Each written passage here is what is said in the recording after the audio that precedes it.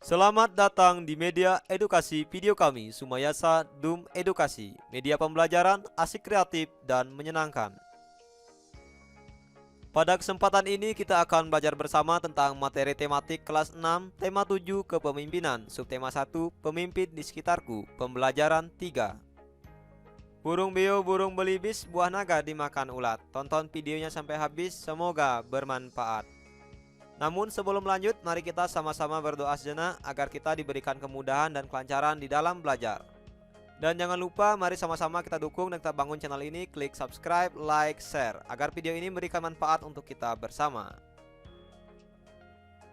Ayo mengamati. Perhatikan kedua gambar berikut ini. Dari gambar ini kita mengetahui bahwa pemimpin yang baik akan perhatikan kepentingan seluruh anggota yang dipimpinnya. Pemimpin yang baik juga akan selalu mengajak anggotanya untuk berbuat baik. Ayo membaca. Sekarang, mari kita membaca teks yang berjudul Pak Abdi. Pemimpin yang baik adalah orang yang mau terus belajar dari siapa saja. Sebagai ketua RT yang dicintai warganya, Ibu Erika banyak belajar dari Pak Abdi. Beliau adalah seorang lurah di Kampung Palapa yang letaknya bersebelahan dengan Kampung Sehat Melati.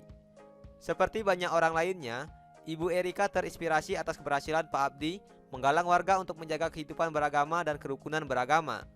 Seperti yang dirasakan oleh Ibu Erika hari ini ketika menghadiri undangan peringatan Hari Kemerdekaan di Kampung Palapa.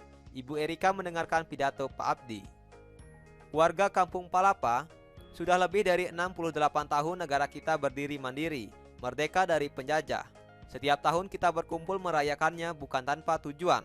Aneka lomba dan kegiatan makan bersama adalah bentuk syukur kita atas kebebasan untuk hidup berkarya dan ungkapan terima kasih kita atas jasa para pahlawan yang berjuang untuk kemerdekaan ini.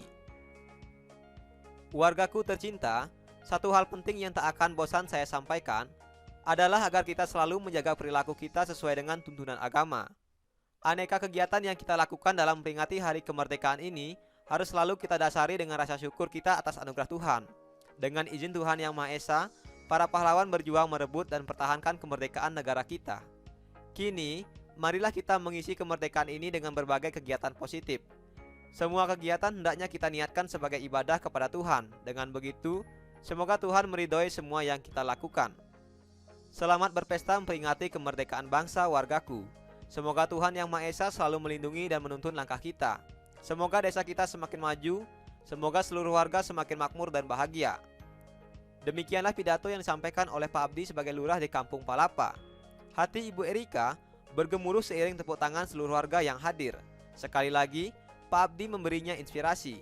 Seorang pemimpin harus selalu mengajak warganya untuk selalu menerapkan nilai-nilai ketuhanan dalam kehidupan sehari-hari. Ayo berdiskusi. Setelah kita membaca teks yang berjudul Pak Abdi, sekarang marilah kita menjawab beberapa pertanyaan berikut ini. Yang pertama, nilai-nilai kepemimpinan apakah yang dimiliki oleh Pak Abdi? Pak Abdi menerapkan nilai-nilai ketuhanan dalam kehidupan sehari-hari, saling menghormati antar pemeluk agama, dan menjunjung tinggi nilai persatuan. Manfaat apa yang diperoleh penduduk dari program atau kegiatan Pak Abdi? Manfaat yang diperoleh yaitu hidup akan menjadi aman, damai, tentram dan rukun, serta kebersamaan antar warga semakin kuat. Pada akhirnya, mampu meningkatkan kesejahteraan warga masyarakat. Apakah Pak Abdi sudah mengajak penduduknya untuk mengamalkan nilai-nilai ketuhanan dalam kehidupan? Jelaskan. Berdasarkan teks yang sudah kita baca, tentu Pak Abdi sudah mengajak warganya untuk mengamalkan nilai-nilai ketuhanan dalam kehidupan, di mana Pak Abdi mengajak warganya agar menjaga perilaku sesuai dengan tuntunan agama dan hidup rukun serta saling menghormati antar pemeluk agama. Selanjutnya, apa yang dapat kamu teladani dari Pak Abdi? Hal-hal yang dapat kita teladani dari sikap Pak Abdi adalah bijaksana, memperhatikan kerukunan warga, taat beragama, dan selalu bersyukur. Berdasarkan jawabanmu, buatlah tulisan tentang Pak Abdi tersebut. Kamu juga dapat menggambarkan sosoknya sesuai dengan imajinasimu.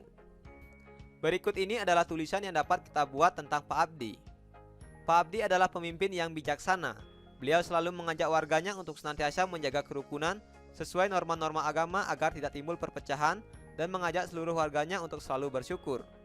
Pak Abdi adalah seorang yang pintar dan berjiwa sosial tinggi karena sangat memperhatikan kepentingan warganya dengan pendekatan yang disukai warganya.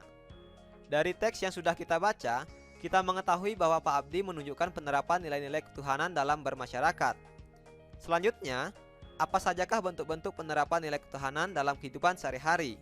Nah, berikut ini adalah bentuk penerapan nilai ketuhanan dalam kehidupan sehari-hari. Yang pertama yaitu percaya dan takwa terhadap Tuhan Yang Maha Esa. Yang kedua, mengembangkan sikap hormat menghormati dan bekerja sama antar pemeluk agama dan penganut kepercayaan yang berbeda-beda terhadap Tuhan Yang Maha Esa. Yang ketiga, membina kerukunan hidup di antara sesama umat beragama dan kepercayaan terhadap Tuhan Yang Maha Esa. Yang keempat, agama dan kepercayaan terhadap Tuhan Yang Maha Esa adalah masalah yang menyangkut hubungan pribadi antara manusia dengan Tuhan Yang Maha Esa. Yang kelima, mengembangkan sikap saling menghormati kebebasan menjalankan ibadah sesuai dengan agama dan kepercayaan masing-masing. Yang keenam, tidak memaksakan suatu agama dan kepercayaan terhadap Tuhan Yang Maha Esa kepada orang lain.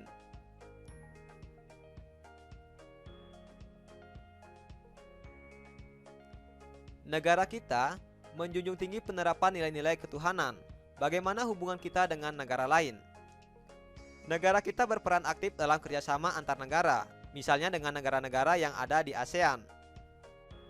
Ayo mengamati. Perhatikanlah peta kawasan Asia Tenggara berikut ini. Dari peta di atas, negara apa saja yang masuk dalam wilayah Asia Tenggara?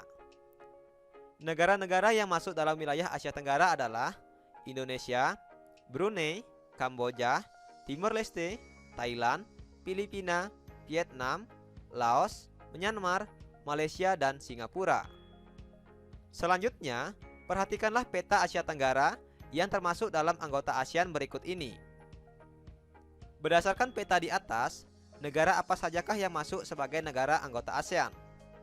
Negara-negara yang masuk sebagai anggota ASEAN adalah Indonesia, Malaysia, Filipina, Singapura, Laos, Thailand, Kamboja, Vietnam, Brunei Darussalam, dan Myanmar. Dari peta ini kita melihat bahwa satu negara di Asia Tenggara yang tidak termasuk ASEAN adalah Timor Leste. Selanjutnya, apa sumber daya yang menjadi keunggulan tiap negara ASEAN? Nah, berikut ini adalah sumber daya yang menjadi keunggulan setiap negara ASEAN. Yang pertama Indonesia, yaitu kelapa sawit dan kopi. Malaysia, karet dan minyak bumi. Thailand, beras dan umbi-umbian. Brunei Darussalam, minyak bumi. Singapura tidak mempunyai sumber daya alam, tetapi Singapura memiliki potensi sebagai negara industri terbesar di kawasan Asia Tenggara. Kamboja memiliki potensi sumber daya alam yaitu beras dan umbi-umbian. Dan Myanmar memiliki potensi sumber daya alam, beras, karet, gas alam, dan emas. Apa produk yang dihasilkan dan diekspor oleh tiap negara anggota ASEAN, ke negara mana produk tersebut diekspor? Nah, berikut ini adalah produk yang diekspor tiap negara anggota ASEAN. Misalnya Indonesia mengekspor kelapa sawit, kopi, dan teh ke negara Belgia dan Prancis. Thailand mengekspor beras dan sayur-sayuran ke negara Cina dan Australia. Malaysia mengekspor kelapa sawit, timah, tekstil ke Cina dan Singapura. Filipina mengekspor tekstil dan garmen ke Cina dan Amerika. Singapura mengekspor mesin industri dan pakaian ke Jepang dan Australia. Kamboja mengekspor kedelai dan tembakau ke negara Amerika dan negara Uni Eropa. Laos mengekspor beras, tembakau, dan kopi ke Thailand dan Cina. Myanmar mengekspor kayu jati dan minyak bumi ke Thailand dan Cina. Vietnam mengekspor beras dan produk lautan ke negara Jepang dan Cina. Dan Brunei Darussalam mengekspor minyak bumi ke Jepang dan Australia. Selanjutnya, apa produk yang diimpor tiap negara ASEAN? Dari negara mana produk tersebut diimpor? Berikut ini adalah produk impor dari tiap negara ASEAN. Yang pertama Indonesia. Indonesia mengimpor mesin dan peralatan serta bahan kimia dan bahan bakar, dengan negara asal impor adalah Cina, Jepang, Thailand, dan negara-negara di kawasan ASEAN serta Uni Eropa. Yang kedua Singapura. Singapura mengimpor mesin dan peralatan lainnya, bahan bakar, kimia, makanan, dan barang jadi, dengan negara asal impor yaitu Cina, Amerika, Korea, Jepang, dan Indonesia. Yang ketiga Brunei Darussalam mengimpor tembakau, bahan pangan, mesin, dan peralatan lainnya, dengan negara asal impor yaitu Jepang, Singapura, Amerika, dan Korea Selatan. Yang keempat, Malaysia. Malaysia mengimpor alat elektronik, emas, aksesoris, semikonduktor, kayu, mesin, dan peralatan lainnya, dengan negara asal impor yaitu Cina, Singapura, Amerika, Jepang, dan Thailand. Yang kelima, Vietnam. Vietnam mengimpor produk berupa mesin dan peralatan lainnya, bahan bakar, minyak, produk baja, elektronik, mobil, dengan negara asal impor yaitu Amerika, Uni Eropa, Cina, dan Jepang. Yang ketujuh, Thailand. Thailand mengimpor mesin dan komponen peralatan mesin lainnya, bahan kimia, besi, dan baja, dengan negara asal impor adalah Cina, Jepang, Amerika, Uni Emirat Arab, Korea Selatan, dan Indonesia. Yang kedelapan, Laos. Laos mengimpor produk berupa material konstruksi, mesin, bahan bakar, bahan makanan, kendaraan, dan suku cadang, dengan negara asal impor adalah Thailand, Cina, Vietnam, dan Jepang. Yang kesembilan, Kamboja. Kamboja mengimpor tembakau, tekstil, garmen, wool dan kertas, farmasi, dan produk makanan lainnya, dengan negara asal impor Thailand, Cina, Vietnam, dan Korea Selatan.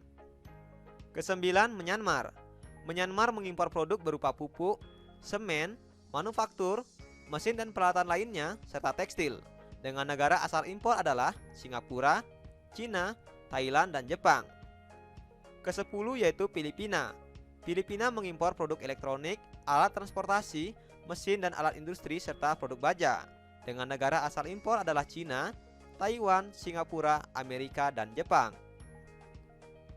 Apa peran Indonesia dalam bidang ekonomi di ASEAN?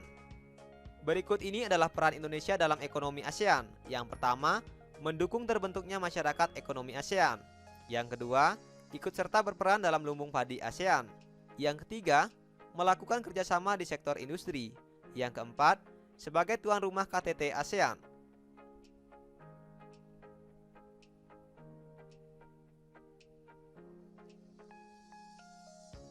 Ayo berdiskusi mengenal unsur-unsur teks pidato. Pidato adalah kegiatan berbicara di depan umum untuk menyatakan pendapat atau menyampaikan suatu hal. Sedangkan teks pidato adalah sebuah teks yang berisi gagasan, pendapat, dan pengetahuan terhadap suatu hal yang nantinya akan disampaikan di depan umum. Dalam sebuah teks pidato akan terdapat unsur-unsur pidato. Yang pertama adalah salam pembuka. Salam pembuka berisi kalimat sapaan yaitu selamat pagi, selamat siang, selamat malam, dan lain sebagainya. Yang kedua, pendahuluan. Pendahuluan memaparkan topik permasalahan yang akan dibahas. Yang ketiga, inti. Inti berisi pembahasan topik secara lengkap. Kalimat ajakan atau bujukan digunakan untuk mengajak pendengar melakukan kegiatan yang diharapkan. Yang keempat, penutup. Penutup yaitu penyampaian rangkuman atau intisari topik yang telah disampaikan. Yang kelima, salam penutup. Salam penutup berisi kalimat salam penutup seperti ucapan terima kasih. Perhatikan pidato berikut ini. Nah, ini adalah pidato yang bertemakan pendidikan. Assalamualaikum warahmatullahi wabarakatuh. Nah, ini adalah salam pembuka. Selanjutnya, hadirin yang saya hormati, dalam kesempatan yang berbahagia ini, marilah kita bersyukur kepada Allah Subhanahu wa Ta'ala atas segala nikmat serta hidayahnya yang telah dianugerahkan kepada kita semua, sehingga pada kesempatan kali ini kita bisa hadir dalam acara peringatan Hari Pendidikan Nasional. Nah, ini merupakan pendahuluan. Selanjutnya, hadirin yang berbahagia, dalam mencari ilmu, Allah sendiri pernah menguji para malaikat-malaikatnya bahwa ternyata tidak ada seseorang pun di dunia ini yang mempunyai ilmu pengetahuan kecuali hanya Allah. Dan sebagian ilmu yang kita miliki ini adalah titipan Allah. Bahkan malaikat pun tidak akan memiliki ilmu pengetahuan selain apa yang akan diajarkan kepadanya. Oleh karena itu, kita tidak boleh sombong dengan pengetahuan yang kita miliki. Bahkan dengan apapun yang kita miliki, kita tidak boleh sombong. Hadirin yang saya hormati, sebagian dari keutamaan orang mencari ilmu adalah dimudahkan serta dibimbing melalui jalan menuju kebenaran. Betapa pentingnya orang yang menuntut ilmu, sehingga diberikan pengetahuan yang luar biasa. Peranan para tenaga pengajar juga sangatlah penting, sehingga orang yang bersamanya duduk untuk menimba ilmu pengetahuan darinya, walau hanya 1 jam saja, itu lebih disukai oleh Allah daripada pahalanya dalam beribadah 1000 tahun. Nah, bagian ini adalah bagian isi pidato. Selanjutnya, demikian yang bisa saya sampaikan. Mudah-mudahan ada manfaatnya serta diberikan ilmu yang bermanfaat dan diridhai oleh Allah. Amin. Nah, bagian ini adalah penutup. Dan kalimat wassalamualaikum warahmatullahi wabarakatuh adalah bagian dari salam penutup. Dari sini, kita melihat bahwa teks pidato terdiri atas unsur-unsur salam pembuka, pendahuluan, isi pidato, penutup, dan salam penutup. Ayo merangkum. Apa yang sudah aku pelajari hari ini? Hari ini kita telah belajar mengidentifikasi tugas seorang pemimpin. Kemudian, kita telah belajar mengidentifikasi peran Indonesia dalam ASEAN. Dan kita juga telah belajar mengidentifikasi unsur-unsur teks pidato. Sekarang, cobalah jawab beberapa pertanyaan berikut ini. Yang pertama, tuliskan nilai-nilai kepemimpinan yang harus dimiliki oleh seorang pemimpin. Yang kedua, tuliskan informasi apa yang kamu ketahui mengenai ASEAN. Yang ketiga, jelaskan unsur-unsur dalam sebuah teks pidato. Apa yang sudah aku pelajari hari ini? Agar lebih menarik, apa ya usulku? Jangan lupa tulis jawaban dan saranmu pada kolom komentar. Terima kasih telah menyaksikan video ini. Semoga bermanfaat. Mari sama-sama kita dukung dan kita bangun channel ini. Klik subscribe, like, share, dan komen. Sampai jumpa lagi dalam video pembelajaran berikutnya.